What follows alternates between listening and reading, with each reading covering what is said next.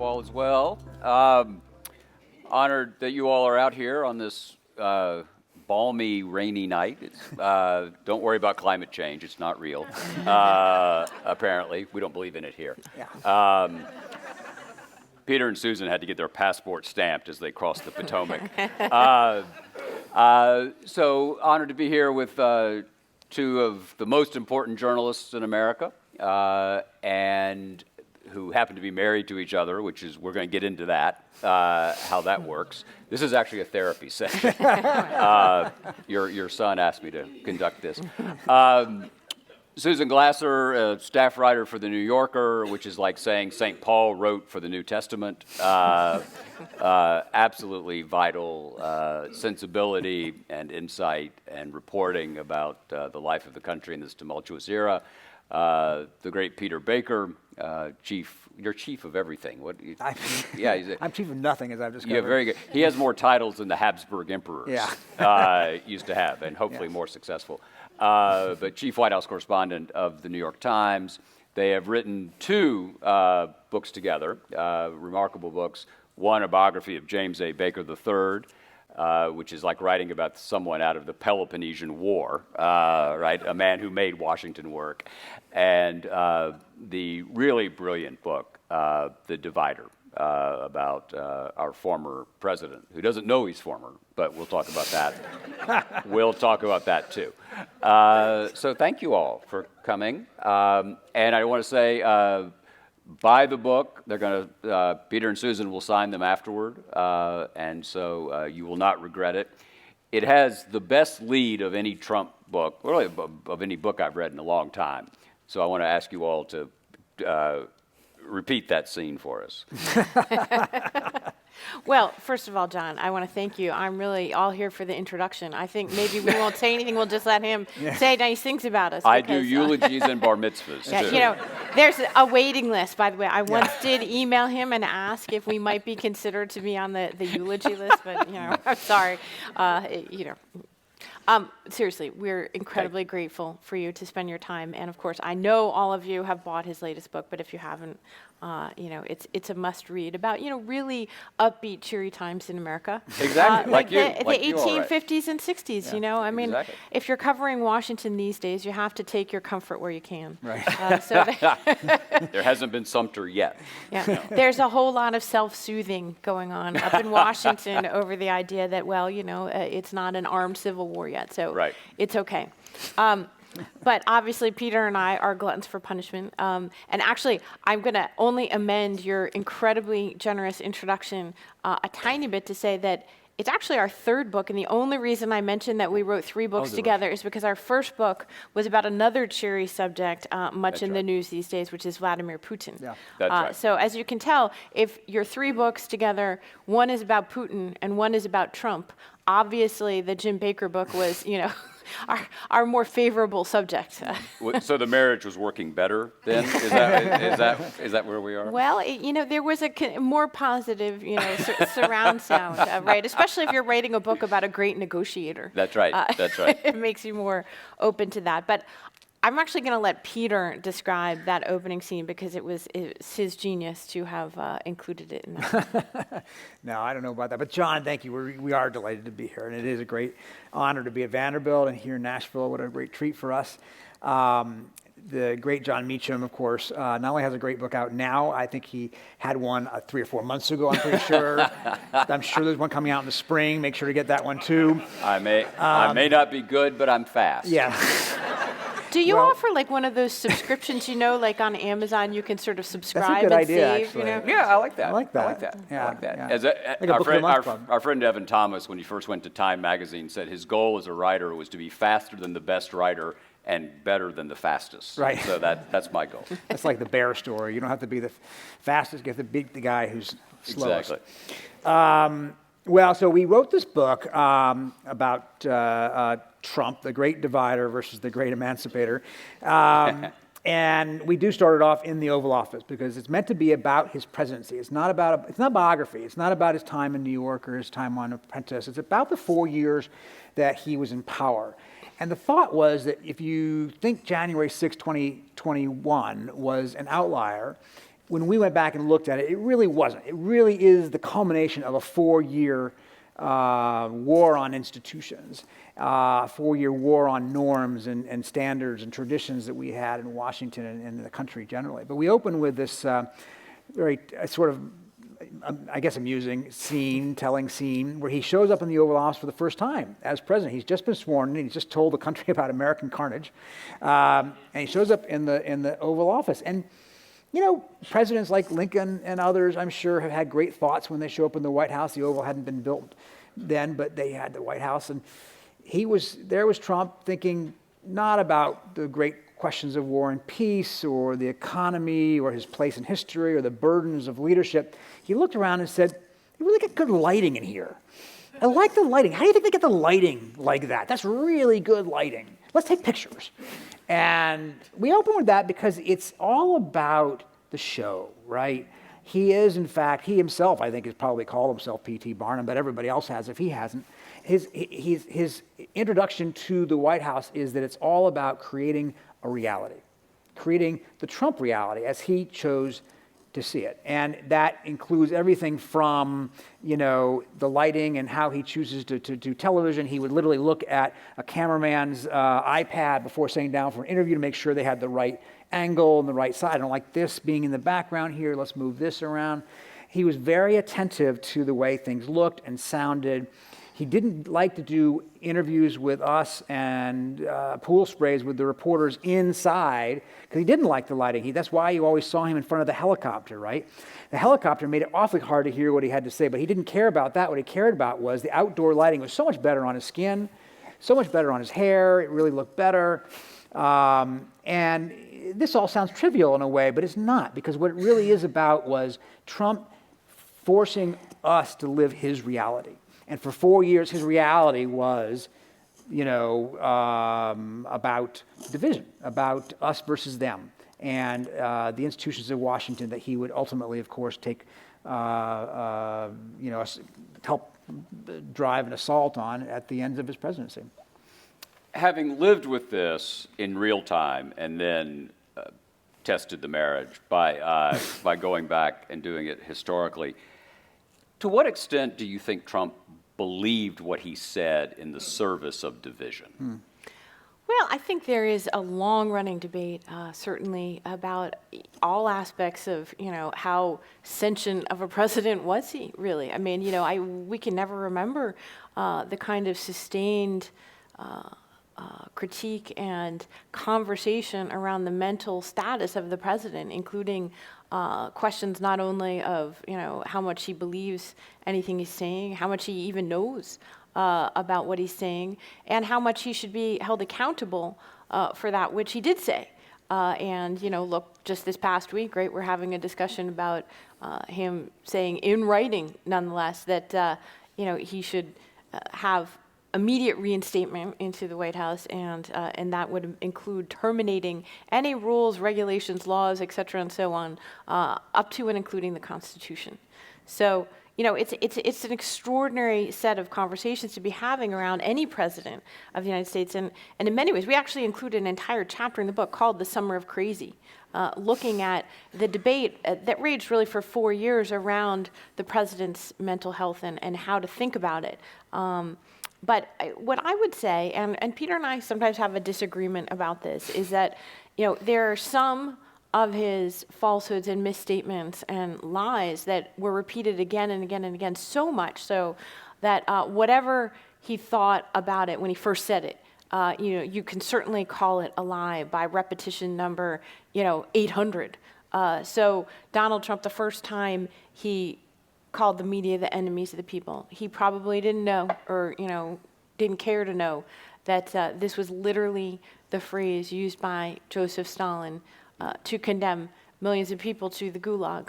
But certainly after he said it 100 times, you know, he'd been told enough that that was the case. And so, you know, I think that, you know, we interviewed many of his former senior White House officials, cabinet officials. We asked them this question, you know, did he believe this stuff? Did he not believe this stuff? Certainly on the rigged election, it's pretty clear that he knew it wasn't rigged both in the sense that he started calling it rigged before it ever occurred. So that's one thing. And then after the election itself did occur, as the January 6th committee has done, voluminous and public job of doing with, sworn testimony, he heard from his attorney general, another attorney general. He heard from his campaign senior officials, his lawyers in the campaign, his White House counsel, that it was not a rigged election. So if he repeats it again and again after the fact of that, it seems to me that he did, in fact, know that he wasn't telling the truth. The enemies of the people line, my sense from your book, and again, having lived through it, is what mattered was how people reacted to him. Mm-hmm. Not the people in power, but the people in the audience, the crowd. And so if something worked, mm-hmm. it would be repeated. Mm-hmm. And it didn't matter what the people around him thought. And in fact, that might actually have exacerbated it. Yeah. Because, all right, so the rhinos are saying, don't do this, but my people love this. Exactly. Mm-hmm. And I think one of the great questions has always been, how conscious is this, or is he just an open synapse? I think you're exactly right. That's a technical historical term. That's the open synapse society. Hofstadter used that, I think. I think that he is very much, again, he coming back to this showman idea. He was told by his campaign staff in 2016 to talk about immigration because immigration was great with the base. But he didn't really have a patter about it until they said, say build the wall. And he says build the wall. They loved it. They cheered it. They chanted, build the wall, build the wall. And as soon as he saw that, he got it. And he said it every time, again and again and again. He does react to the crowd. It didn't matter whether build the wall was the most important policy position or not. The crowd loved it. And if actually you talk to the immigration restrictionists, the ones who actually do want to restrict immigration, they would tell you the wall's not the most important thing that you could do in order to do that. But it worked as a mnemonic, in effect, for him. And it happened again and again. One time I remember he was down, I think in Phoenix, and he tried out this line about NFL players, the black NFL players who were taking a knee to protest racial injustice during the national anthem. He got a great response, a lot of cheers. And from that point on, it was in every speech. And there are examples where he says something, gets no good response, never says it again. So I think you're exactly right about that. Yeah. I have a theory, parenthetically, that for my sins, I watched the whole Mar-a-Lago announcement speech. There was a bad week of sins, obviously.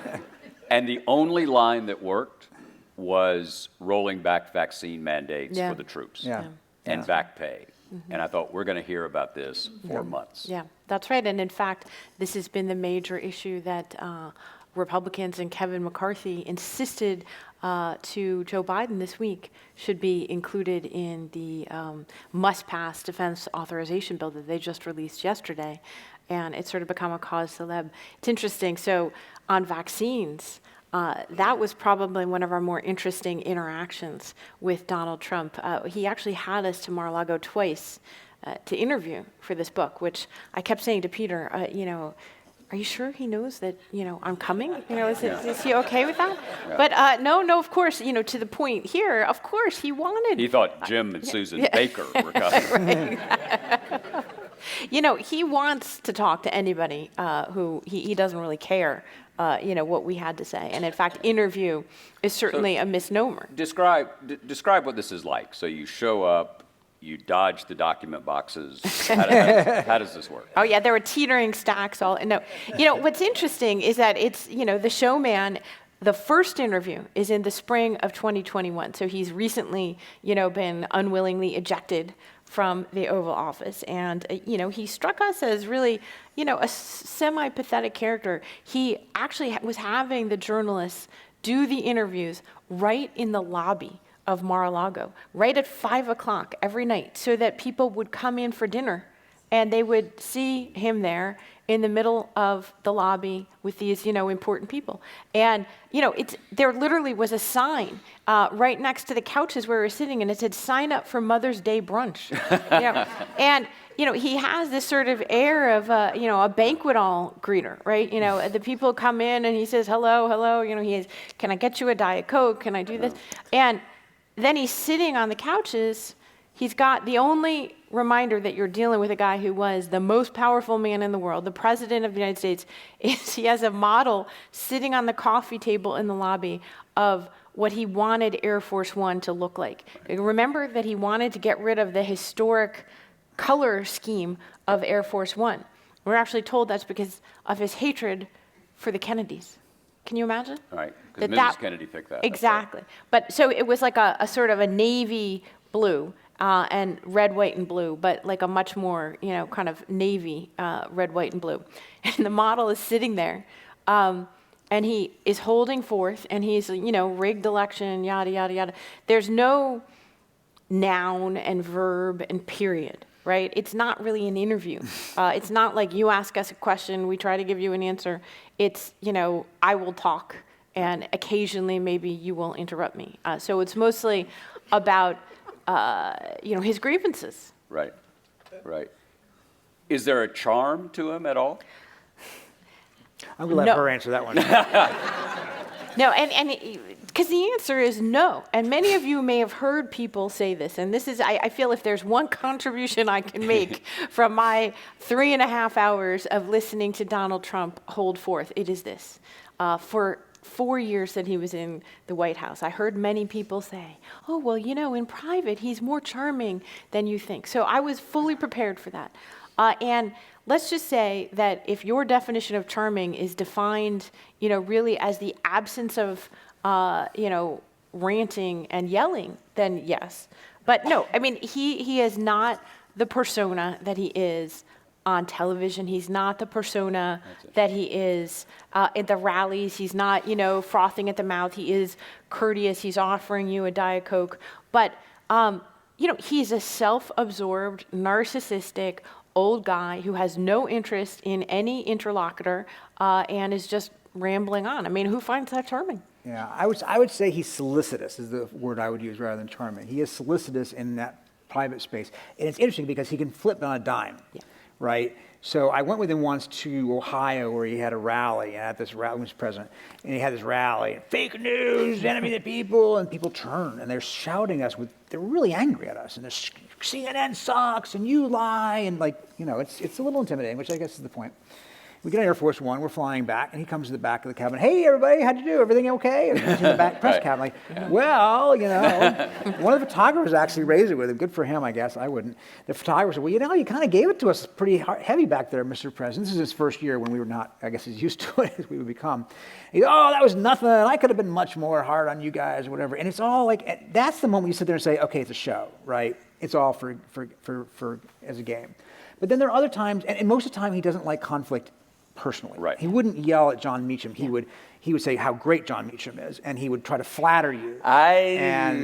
No, he might. He actually might. Well, he would say you're very important. Yeah, he likes that. But there was a moment where he did yell at me on Air Force One, where that was not the case, which most of the time he didn't. And we have a picture of it because one of the photographers took a great picture, and he's like this, he's red-faced, and he's like, you shouldn't even be allowed to write about me. But he's I would imagine, particularly ambivalent about you. Because of the New York Times. Ambivalence about the Times, which he loves, hates. Yeah. And look, his father ended up, growing up reading the New York Times. He grew up reading the New York Times. It is to him the marker of establishment approval, which he doesn't feel like he has ever gotten. Mm-hmm. And, this is the Queen's, boy moving into Manhattan. How come you don't respect me? I was in the Oval with him once with A.G. Sulzberger, our publisher. And he's literally begging AG. He says, please, just one nice story out of my hometown paper. I'm from Jamaica, Queens. I should be able to get one nice story. And it's like, he's used to a media environment in which, they splash things like best sex ever on the cover. And suddenly he goes to Washington and the White House, and we're not going to write best sex ever headlines in the New York Times. It just, very rarely. It's very early rarely. Yet. Yeah. So you all wrote about the 2020 campaign strategy. He, Trump, campaigned as he had governed, heedless of the center, seeking to inflame his own voters against an array of enemies, real and imagined. We're undertaking a project on unity and democracy here. The politics of division are a perennial feature of American life. but only one president divided us to the point where people stormed the Capitol. Why was he so effective at division? Yeah.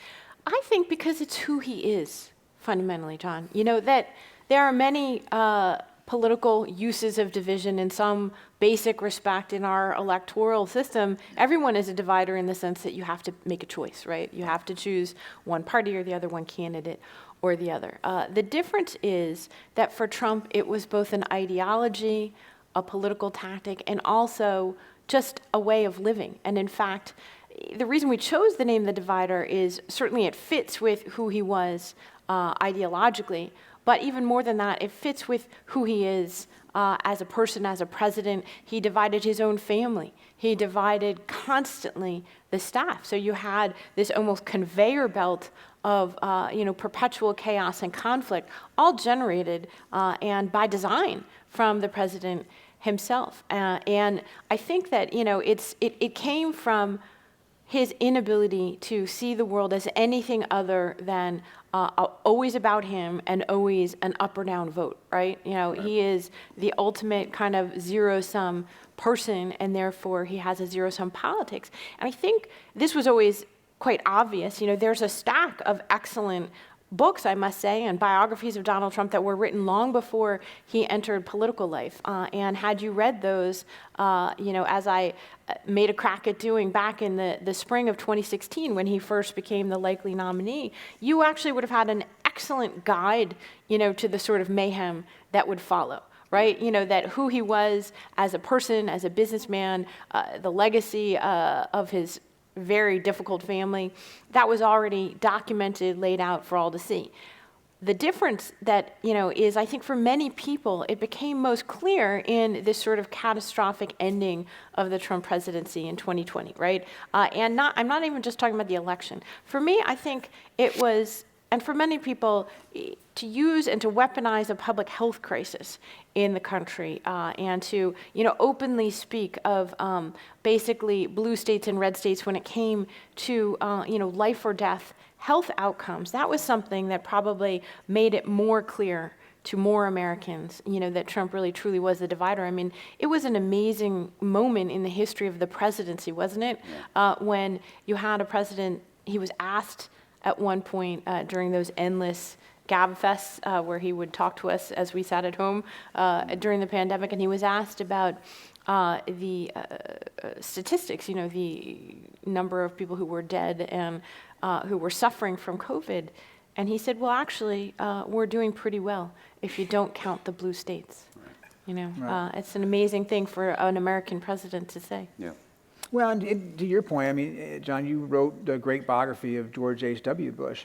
And I think of him as sort of like a lot of politicians, like it says, he did division because he had to, right? When he was out there as a candidate, he did stuff that probably he didn't feel comfortable with, that he, the attacks on Michael Dukakis' patriotism and he didn't maybe say Willie Horton himself, but the whole campaign.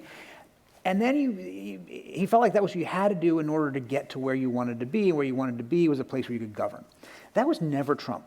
He didn't believe that you had to do division in order to get someplace. The division was the purpose, as Susan says. Yeah. So you have George H.W. Bush who says, I want to have a kinder, gentler nation. You have Bill Clinton who says, I want to be the repairer of the breach. You have George W. Bush who says, I want to be a uniter, not a divider. And even Barack Obama, of course, says, we don't have a red America and a blue America, we have a United States of America. They gave voice to this idea, even if they were always flawed in their execution of it, that there was something grander and more important about being president of the United States than simply attacking your opponents. And again, they are all flawed. They didn't all live up to that aspiration all the time, but they knew that was what we expect out of our presidents. And that was never Trump. And Steve Bannon gave voice to this. Shortly after the election, he was mad that Trump's victory night speech wasn't actually more bomb throwing. He says, we did not win this election to bring the country together. The exact opposite of what a president would normally say. Right. So you all write about the historical analogies, and what is remarkable about this kind of politics is this is the one guy who made it all the way in 16. Yeah. Wallace got 13.5% of the vote. Strom Thurmond got a de minimis number of the the national popular vote in 48. What is it, in your view, about America in 2016 that this happened?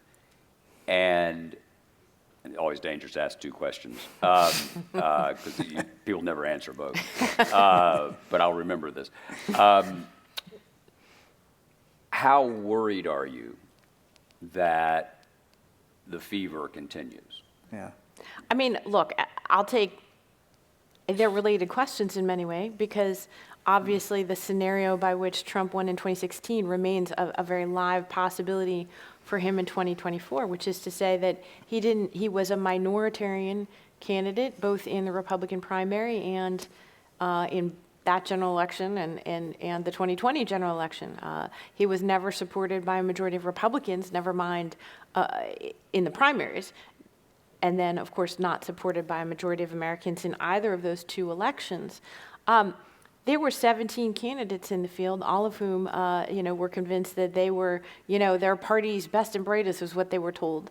And none of them they all considered Trump varying degrees of wildly unsuitable.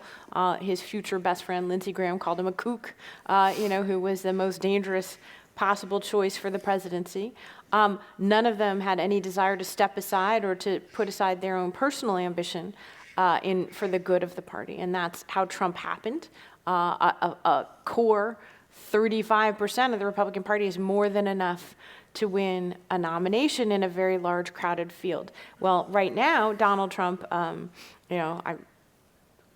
got to figure out my column for this week, but what I was planning to say, Trump is running against himself right now and losing, but the truth is that he right now is still the leader in all the polls. DeSantis has been sort of grabbed onto, and the Fox commentary is doing its best to sort of elevate him into a challenger. But it's by no means clear that A, DeSantis, who's only 44 years old, is going to run, and B, that if he does, that he would be the only candidate, and a large field once again might very likely privilege a fanatic, hardcore following in this situation. I think is something that is a real advantage for Trump. And so I've been watching, with a little bit,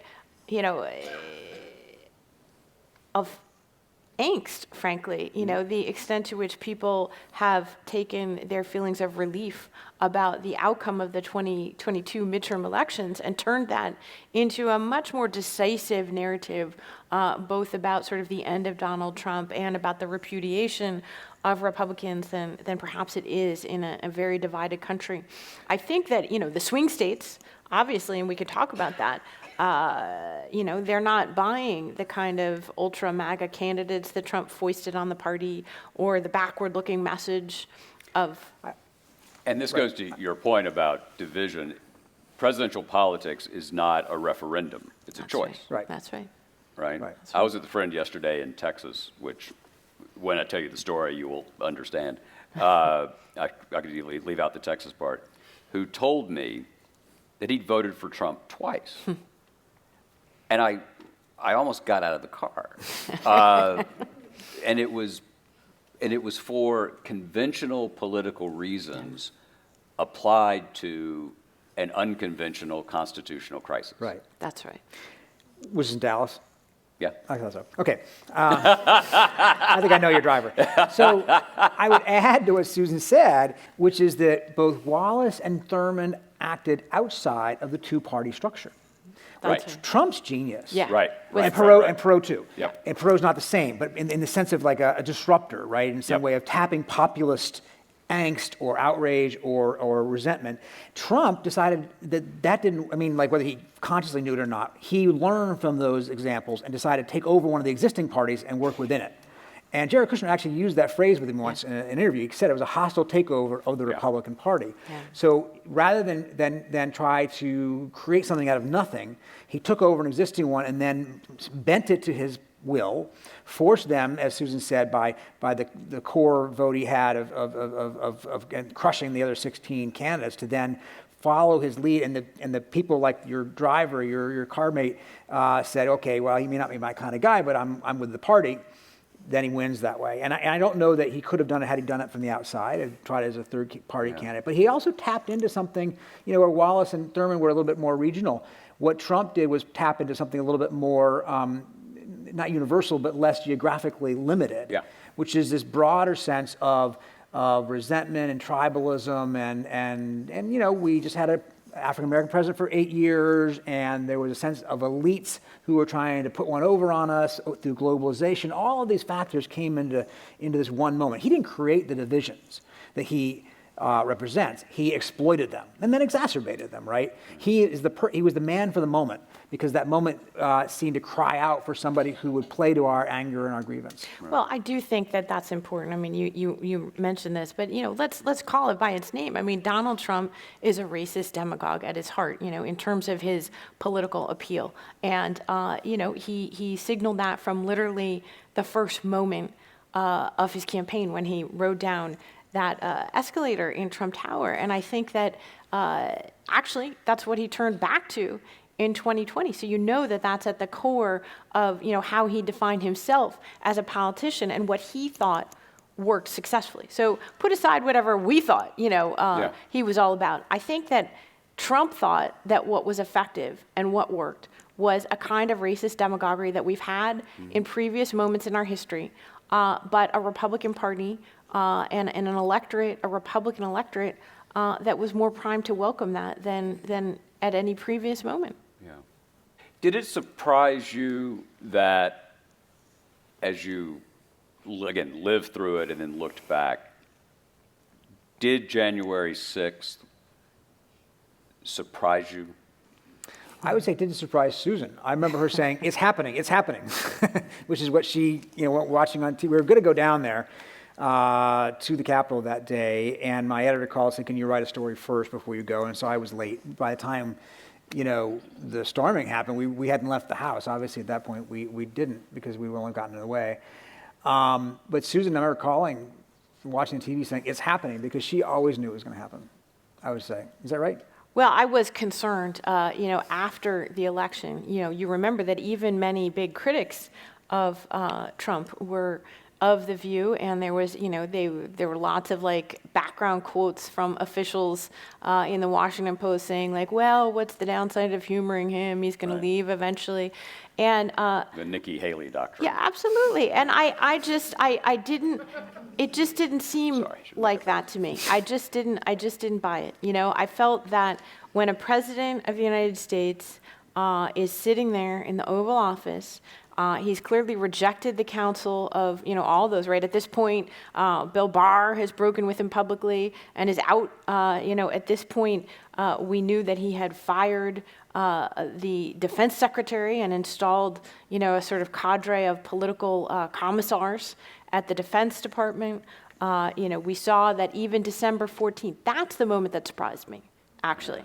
It's very interesting. So I actually, up until December 14th, 2020, and I think, our book, it was very valuable for Peter and I to write those chapters and to really lay it all out, chronologically, because what you see is that up until December 14th, he's in the realm of sort of out there, outrageous, but in a context that made sense in terms of the history of American elections, right?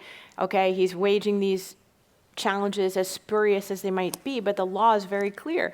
On December 14th, that's the date by which the states have to certify their electoral college results. That's it. And January 6th is simply the, ceremonial counting of those votes. All 50 states made the deadline. That is why, actually, you saw Mitch McConnell congratulate Joe Biden the following day on December 15th. It's why Bill Barr went ahead with his plans to leave the Justice Department. He thought it was over. I thought it was over. So once I realized over the next few weeks that it wasn't over, then I really was primed for anything. And I do think that the subsequent investigations, we're going to have this January 6th committee report coming out soon.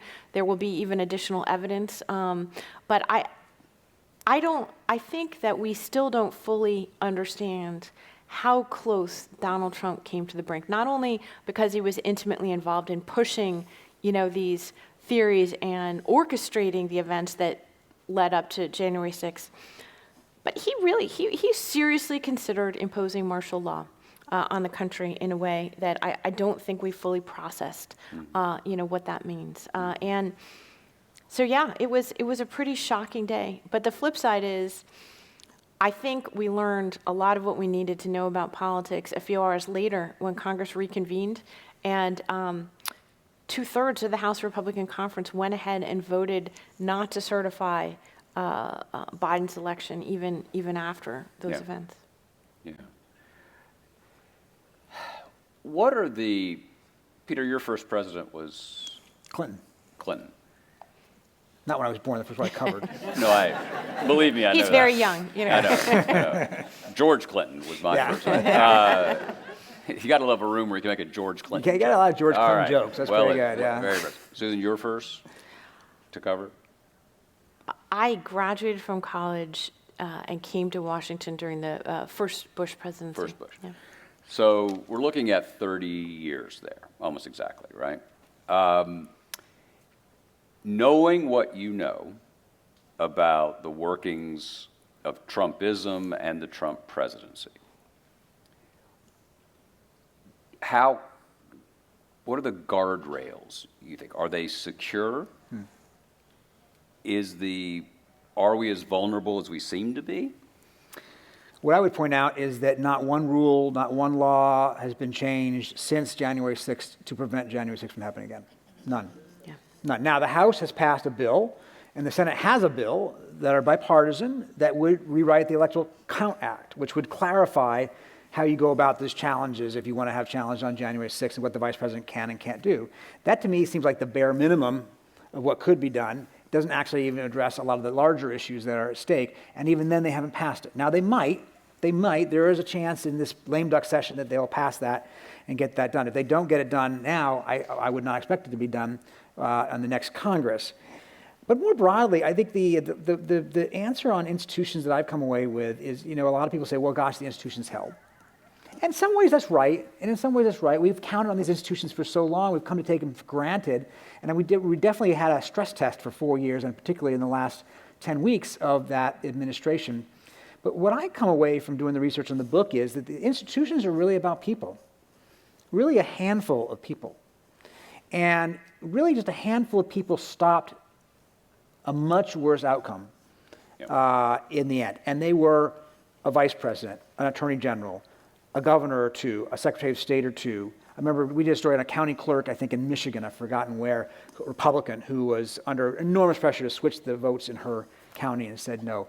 And actually what's really striking, by the way, is almost all these people who said no, all these people who mattered in the end were Republicans, right? The Republicans, a handful of Republicans, not the party. As Susan said, most of them voted the other way when it came to it. But a handful of Republicans says, no, this is not right. This is not truthful, it's not factual, it's not constitutional. So when we talk about the strength of institutions, what happens if those particular people are not there next time? Is Donald Trump going to have Mike Pence as his vice president next time? Nope. Is he have Bill Barr as his attorney general? Nope. He's not going to have Mark Milley as his chairman of the Joint Chiefs of Staff or any of these other people. Doug Ducey, Brian Kemp, Raffensperger, all these people he will do whatever he can to get rid of. He failed this year in Georgia. And so I think the institutions we have been made clear are in fact quite fragile and quite dependent on the people who happen to occupy them at any given time. You agree? I do. I think that, what was so surprising and yet not surprising to me was that, Trump is a prober. He's looking for weaknesses in individuals, in institutions, in laws, because he sees everything only through his own prism, of how he wants to get his will. He's not constrained in the same way that others are, and that means that he's very adept at finding the weaknesses in others. I always said that, he was like holding up a mirror to other people's souls.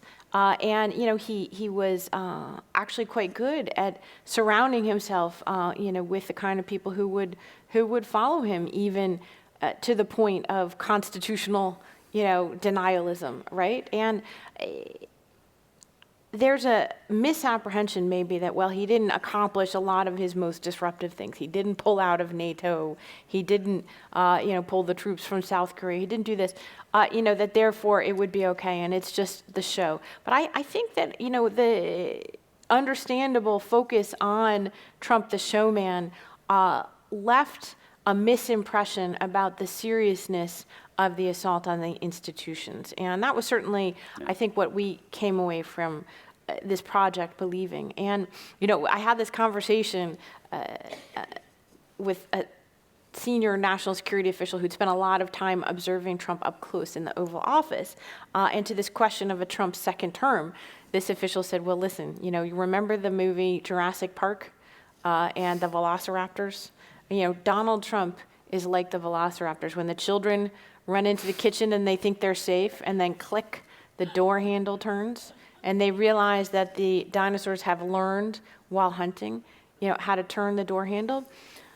The official said, Trump is that velociraptor. It's not that he's learned about the details of healthcare policy or something, but he has understood how to use the levers of power in a way that he simply was completely ignorant of when he came into office. And I think that is, certainly it's a chilling analogy. Well, if you're the kids. Yeah. Well, you quote Milley on your last page, saying they shook the very republic to the core. Can you imagine what a group of people who were much more capable could have done?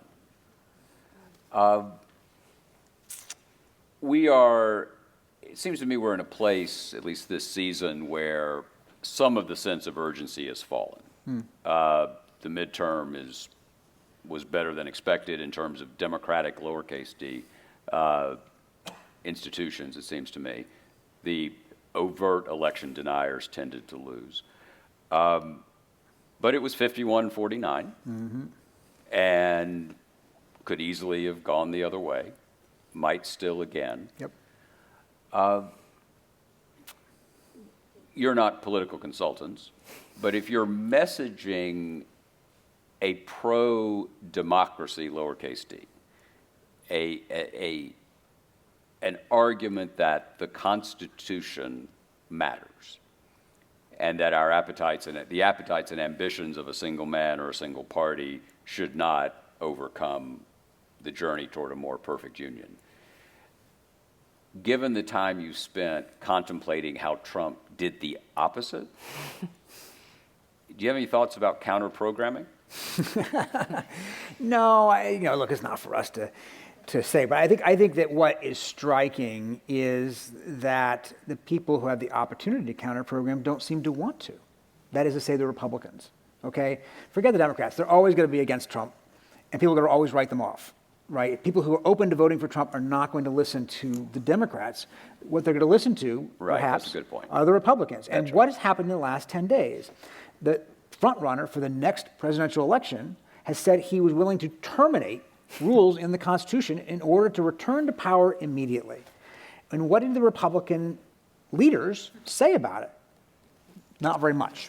As George Stephanopoulos said to one congressman on TV, he said, you can't even just say that this is, disqualifying, that you're not willing to, well, he says a lot of stuff, but things don't actually happen, which is a real lesson about the last 5 years, right? It is true, he did say a lot of stuff that didn't happen, but he also said a lot of stuff that did happen, right? He said that he was going to tell us, he told us in May of 2020 that if the election didn't go his way, he would try to discredit it by calling it rigged. It's exactly what he did.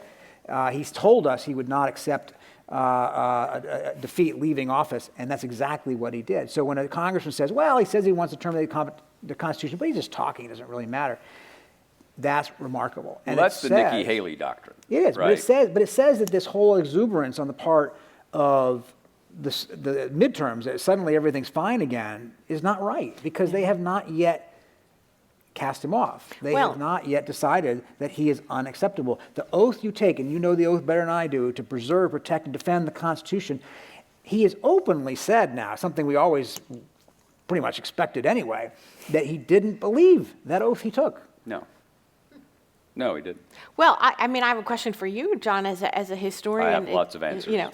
But seriously, can you think of any analogy? Help us to understand this idea of in writing saying terminate the Constitution. I mean, even in a Civil War context, it's hard for me to think of that. No, it's secession. It's insurrection. It's sedition. It's treason. Yeah. It's not the constitutional definition of treason, I guess, but it's sedition. Mm-hmm. No, there's not an analogy, and that's painful for me to say because that's how I make my living. That's counter to my economic interests. But one of the great questions is if an argument that I make is that politicians are far more often mirrors of who we are, to go to an image you used, than they are makers in a popular setting. And it's not that Donald Trump is like Brigadoon, right? And he just comes down and suddenly he runs everything. He has been sent there by an extraordinary number of people, including the state, its electoral votes twice. And, President Biden only got a few more votes than I did in Tennessee for last time, or Baker. So the question's about us, I think. And Peter's point is really, really well taken, that in point of fact, the incumbent president can articulate a message of democratic resilience, lowercase d, but that the push needs to come from the Republicans. Yeah. Mm-hmm. Because... Not that I didn't think it was a great speech. Watch it. But I guess let me push back a little bit on that. Because of the nature of polarization, we're looking at, 5, 6 states that matter? Yeah. 6 states, yeah. And it seems to me, and fact check me on this, it seems to me that what probably was the delta in the midterm was not the pro-democracy message itself, but pro-democracy plus one other thing. Yeah. And perhaps it was Roe versus Wade. Right. And perhaps it was just the candidate being, totally unhinged. Right.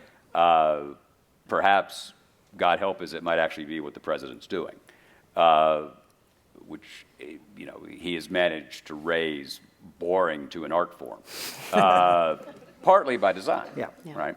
But there's really significant stuff happening, or there wouldn't be this ferocious counter-reaction. So there are independents who can make a difference in a general election, right? And so I worry that if we sit around and wait for the Republican Party to disenthrall itself from Donald Trump, it's going to be too late. Yeah. And I say this not as a partisan. I should quickly say, I'm not a Democrat. I'm not a Republican. We joked about it. President Biden's my friend. I help him when I can. But when I say I have conservative friends in Tennessee, that's redundant, right? So this is not, except in this room, I guess. This is the bluest room in the state of Tennessee. I can just tell by the tote bags. So leaving that aside. But I'm for the Constitution. And the fact that that's something that I would sit here and say in 2022 is crazy. Well, that's right. That's the marker of how far we've come. I mentioned Vladimir Putin, and that was Peter and I's first subject together as a married couple. We never thought these were the kind of stories and things that we would be writing about in Washington. In fact, we actually wanted to become foreign correspondents again after the 2016 election. That was our plan. Your bags were packed. We literally moved. Peter and our son were in Jerusalem. They had started, Theo had started school there. Peter started working as the New York Times bureau chief there. I was going to come join them after the election. And, of course, then Trump happened. And I realized, the center of global instability has been in Washington, even for somebody who cares, as I do, about foreign policy, former editor-in-chief of Foreign Policy magazine. But the truth is that, it's the internal crisis of American democracy that has the most consequences for geopolitics right now of anything that's happening in the world. And that's a kind of an unthinkable thing. Do you think, it's a fascinating phrase, the center of global instability. Do you think Putin was banking partly on that when he struck Ukraine? Sure. I do. I think that both the Chinese and the Russians and many of our adversaries saw this as a moment of American division and internal looking weakness. Is there anyone here in this room who can really say that they're totally wrong in that, right? That our divisions as a society, when America is 50-50 split and, the two halves aren't really getting along enough, to talk to each other, when we can't even join hands in the midst of a national public health emergency, that was a legitimate, if not entirely correct, assessment of the United States. And I certainly think that, that is the view that, the senior officials of the Biden administration came away with when they went and spoke with their Chinese counterparts and at the beginning of the administration with their Russian counterparts. I mean, when you think about Putin's invasion of Ukraine, you can say that it is a catastrophic failure of deterrence, by the way, right? Biden and other Western leaders, but in particular Biden, was extremely strong, both in, saying, here's this intelligence, this is going to happen, and here's what we're going to do if it does. And Putin didn't believe him. And that is one of the reasons why that invasion occurred the way that it did, because Putin did not believe that the United States and NATO would hold together. He did not believe that they would impose sanctions designed to cripple his economy that were far greater than those. And that's a bipartisan thing, by the way. I mean, because look, go back to the invasion of Georgia in 2008, and George W. Bush really, in the end, didn't really he had a financial crisis. He had a lot on his plate, but he didn't really do that much. Obama then comes in and says, hey, let's have a reset. Let's pretend all that didn't happen. And after the 2014 seizure of Crimea, in the end, the pain wasn't that hard for Putin. His lesson was, hey, this isn't so bad. I can get away with this. Trump obviously was going to let him get away with anything. He said, take Crimea, take anything you want. In effect, I think Ukraine is terrible. I just want them to investigate Hunter Biden. And then, of course, I think the Afghanistan debacle under Biden certainly encouraged Putin. And so there's a whole long string of things to look at with Putin. But it's that's still one of the unanswered questions about Trump, though, is his relationship there and why he was so solicitous, to use that word again, of Putin. There may not have been a criminal conspiracy, according to Robert Mueller, but there's still a lot of weirdness there. And after that Helsinki meeting, when he said, standing next to Putin, that he believed Putin, in effect, over his own intelligence agencies, it was Dan Coates, his own intelligence director back home, who was saying, oh gosh, maybe Putin really does have something on him. And that's an extraordinary thing to think about. Last two things. Look ahead a little bit. Susan, as you work on your column for this week, how are you feeling, thinking about the president's popularity and appeal looking forward 24 months? Well, I guess the question I would have again for you is, how much, are we looking at 24 months? Are we looking at 24 months plus 4 years? And do we, there's a sort of a feeling in Washington right now. I don't know how grounded it is in reality that Biden has been emboldened in some respects by the results of the midterms, and that he may be looking forward even more seriously considering running again for a second term, despite his age and the considerations of that, despite an approval rating, by the way, which has not changed much. I mean, we are really in fascinating kind of politically relatively uncharted territory where the Democratic Party could have so outperformed history and expectations, and the president. And a president with an approval rating somewhere around 43%. It's really a kind of remarkable dichotomy, and yet it does seem to have emboldened Biden and those around him, and it appears somewhat likelier, perhaps, than it might have had there been a decisive red wave that Biden actually will run again. Yeah. Do you agree? Me? I think that is a very well constructed report on the situation at the moment.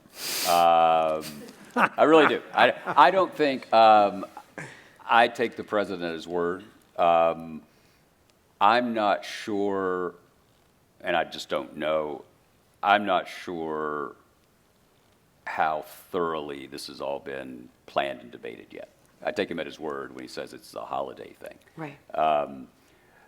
And you can argue the human psychology actually the other way, which is that if it had been a terrible midterm, his pride might have been up. If one were to decide to be Cincinnatus, going out when the country has been on your side, right, exactly, is an interesting dynamic. Right. It is. So I think it's an unfolding thing. As we all know, history tells us that Joe Biden decides these things 20 minutes before the filing deadline. So. Right. But at the state dinner, and if only we knew somebody who had been there, Jill Biden, of course, whose opinion is said to matter I was more at the than back, anybody. trust Yes. me. I was nowhere near the First Lady. Well, at the head table, apparently, so my colleague has reported, Katie Rogers, Jill Biden, whose opinion is said to matter more than anybody, not only said that he was running, he was definitely running, and told that to Macron, the French president, who then went to the president and said, I understand we have congratulations in order, and they all had a toast to his 2024 campaign. So make of that what you will. Yeah. But if Jill is on board, that at least eliminates one potential and rather significant, argument the other direction if that's where he wanted to go. Well, if you're Joe Biden, you've been left politically for dead since 1987. Right. Right? And you're the President of the United States. In some ways, you've helped save the Republic. You stand on that dais 14 days after it had been assaulted by a mob of American citizens trying to kill the Speaker of the House.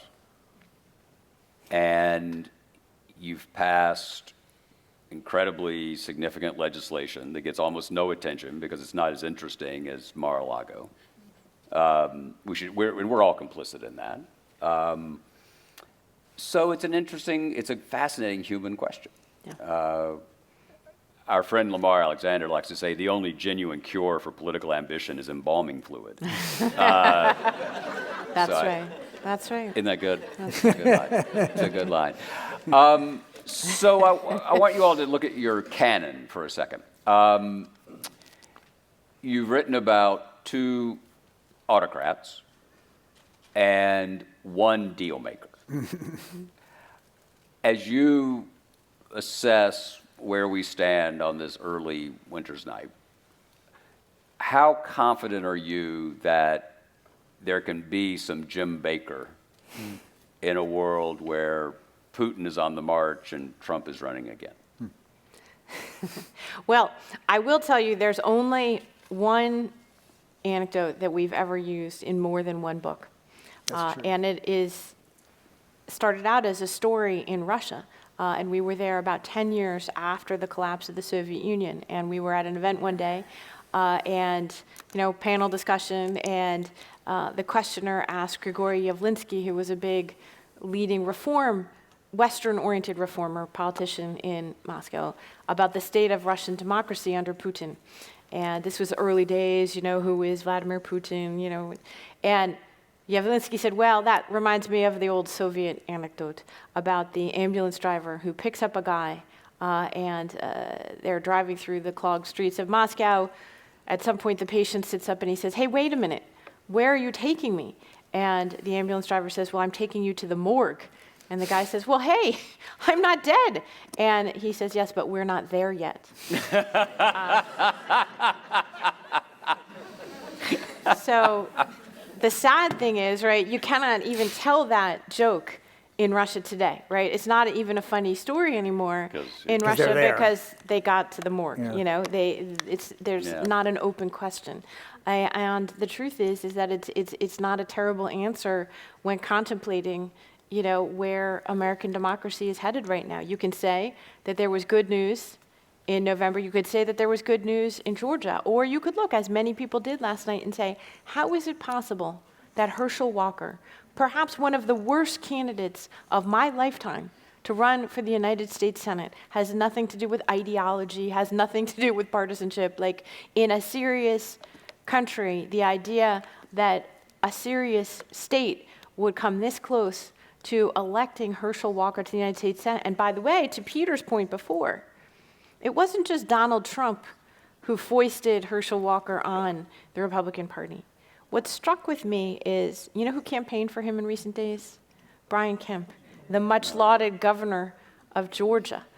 Republicans up and down the ballot. Mitch McConnell, who hasn't spoken with Donald Trump since the 2020 election. Lindsey moved in with it. Right? You know, it's the entire Republican leadership did what you experienced, you know, with your friend the car driver, which is they chose partisanship over good sense and decency. And so, you know, we're still in the ambulance. Yeah, yeah. Peter? Well, so it's my job to call it the optimism, right? Right. I would say I would give a little optimism, and John may correct me because he's smarter about this than I am. But I feel like he's just more optimistic. Well, through American history, we have been through moments of testing and trial. Obviously, John has just written a book about the worst of those tests and trials, and we've come out of them.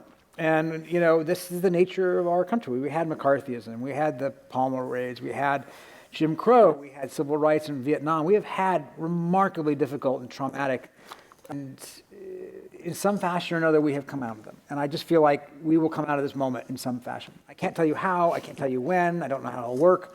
I don't know what commercial to air that will make it happen, but I feel like, you know, we go through periods of division and periods of